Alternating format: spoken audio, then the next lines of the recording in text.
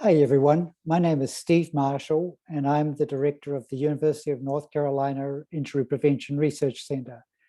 Doing this presentation as part of the Safe States 360 IVP training program. My research center is a member of Safe States Alliance, and it's a pleasure to be part of the program.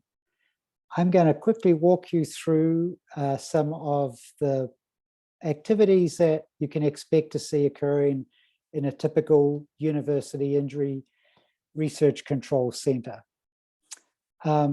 Injury Control Research Centers, or IPRCs, are academic research centers that are funded by CDC. And there are lots of other research centers at universities. Not all of them receive IPRC funding. And just want to stress that we wish there was more funding for IPRCs and then all of them could be funded.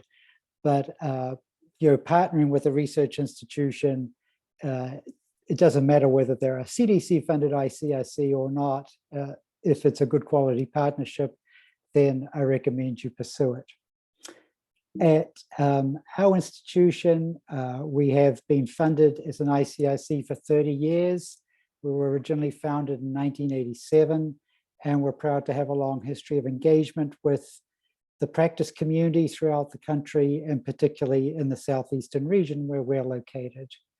Our mission is to advance injury and violence prevention through research and through partnership with practice communities. And we do work in a wide variety of areas, as you'll see in this presentation. If the research center is an IPRC supported by CDC, then it's going to have a set of research projects that are directly supported by that funding. And so this shows you an example of some of our projects that are currently supported, currently in progress. We have a research project that looks at intimate partner violence in sexual minorities. We have a research project that measures the effect of Medicaid expansion and shows how it would be beneficial for people who have just been released from prison. We have another project that takes a proven sexual violence prevention program, I should say an adolescent dating violence prevention program, and adapts it for web-based delivery. And then we have a small trial running in our emergency department that looks at minimizing the risks of progression to long-term use of opioids. So those are what you might call our core research projects, but all injury centers have a wide variety of research projects in addition to those that are supported by CDC. And some of our main areas look at concussion, opioids, and road safety. So several years ago, we undertook the work of developing a web-based platform for changing concussion behavior, particularly with regard to disclosing concussion symptoms. And it's sort of set up as a little role play game that people can engage in to encourage or help them develop a behavior where they're more likely to ask for help and more likely to help a teammate who's suffered a blow to the head. Likewise, we have a suite of opioid-related projects, and one of our biggest ones is a data lab headed by Dr. Dasgupta. And this does a range of projects in collaboration with other partners around the country, looking at validation of different types of measures and surveying prescribers and pharmacists. There's a lot of work that goes on in this core. And finally, we have a collaborative project with engineers and town planners and a whole range of other communities, data science people, looking at how we can work to prevent crashes on our roads. And this is a systems-focused center in which we try and build competency in systems thinking, particularly in Vision Zero type activities. And we have a whole suite of activities where we work with the Vision Zero communities in North Carolina to help them design their programs and sustain their coalitions.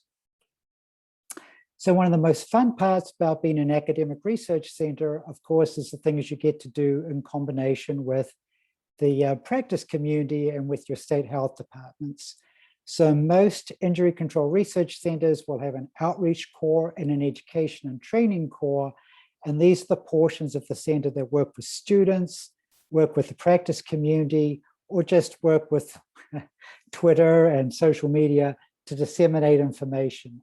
And projects that we've been engaged in are our violent death reporting system data workshops, our regional network, and we have a long-standing project called the Injury Free Academy that we've conducted in collaboration with the North Carolina Injury and Violence Prevention Branch. Obviously, we like for our research to have an impact on policy, and so we tend to be very proactive at disseminating our research to make sure that our policymakers have access to the very latest information. Likewise, for data workshops, we want to build a pipeline of people who are used to using systems like the violent death reporting system for their research projects. So we have partnered with the North Carolina State Health Department to develop workshops that build expertise in how to use VDRS data, particularly as it relates to the data that's available in our state. So it's specific to North Carolina.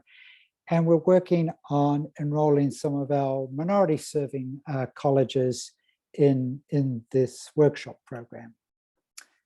Finally, the regional network in our area has been a long-standing focus. Our center's been involved in our regional network for 30 years, ever since there was a regional network in the Southeastern region. And we've been very excited to be able to meet so many great people and build such strong collaborations throughout the Southeast. So RNCOs or regional networks in general are a great place to find injury prevention researchers and interact with them, as is, of course, the Safe States annual meeting. Finally, I want to mention our Injury Free North Carolina Academy. This is a very detailed training academy that we've spent 10 years working with the North Carolina Injury and Violence Prevention Branch to develop and implement academies that train community members, people outside the universities, in competency in IVP. And we have academies that deal with shared risk and protective factors for violence. We also have academies that deal with syringe exchange programs, and academies that have dealt in the past with a wide range of topics, including driving and violence prevention in general. The academies are a great place for researchers to network with the community and vice versa. Well, I hope that's given you a little bit of insight into what a university research center looks like in injury and violence prevention. We would love to hear from you. So this are some ways you can reach us or interact with us. But of course, you're also very welcome to come by and visit us. You can find our address on our website. It's been a real pleasure to have an opportunity to talk to you. I hope this has been a useful video, and feel free to send us a message at ipric@unc.edu. Thank you. Bye.